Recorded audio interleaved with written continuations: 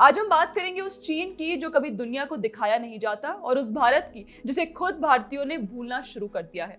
इन post पर अक्सर आपने देखा होगा कैसे भारत में कास्ट को लेकर, भारत की शैक्षणिक प्रणाली को लेकर टारगेट किया जाता है, लेकिन इतिहास कुछ और कहता है और इसे जानने के लिए इतिहास के पन्ने पलटने जरूरी हैं।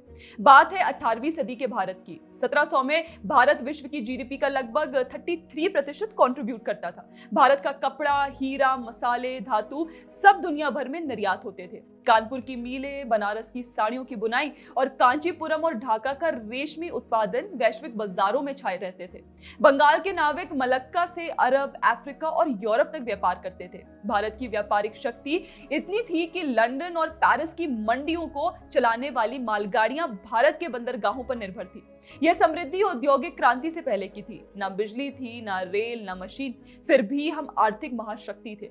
18वीं सदी तक जाति व्यवस्था लचीली और कर्म आधारित थी। एक लोहार का बेटा शिक्षक बन सकता था और एक ब्राह्मण खेती कर सकता था। ब्राह्मण पढ़ाते थे, क्षत्रिय रक्षा करते थे, वैश्य व्यापार देखते थे और शूद्र सेवा कार्य करते थे। लेकिन ये भूमिकाएं स्थायी नहीं थी। इतिहासकारों और यात्रियों जैसे अल बिरूनी और अब्दुल रजाक ने भी लिखा है कि भारत में पेशा आधारित समाज था, ना कि जन्म आधारित। खैर, शिक्षा की ही बात करूं तो 1835 में ब्रिटिश अफसर विलियम एडम ने पाया कि बंगाल, बिहार और मद्रास क्षेत्रों में 1 लाख से ज्यादा स्कूल थे।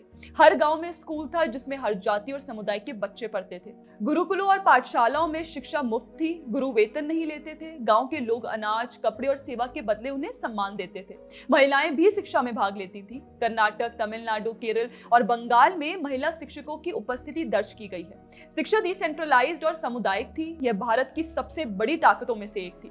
ब्रिटिश शासन ने जाति व्यवस्था को एक कठोर जन्म आधारित वर्गीकरण में बदल दिया।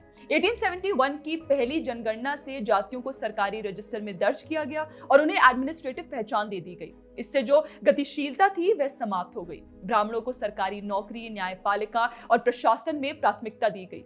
बाकी जातियां धीरे धीरे सामाजिक और आर्थिक रूप से पीछे चली गई। मैकॉले की 1835 की मिनट ऑन इंडियन एजुकेशन ने अंग्रेजी को भारत की प्राथमिक भाषा बना दिया। गुरुकुलों और मदरसों को समाप्त कर अंग्रेजी माध्यम के स्कूल खोले गए जहां सिर्फ उच्च वर्ग के लोग पढ़ सकते थे। अब जो अंग्रेजी बोलता है वही शिक्षित माना जाता था। बाकी लोग गवार कहे जाने लगे। अंग्रेजों ने भारत को कच्चे माल के स्रोत और फिनिश्ड गुड्स के बाजार में बदल दिया। हथकरघा उद्योग जो लाखों को रोजगार देता था, मशीन निर्मित ब्रिटिश कपड़ों से बर्बाद हो गया।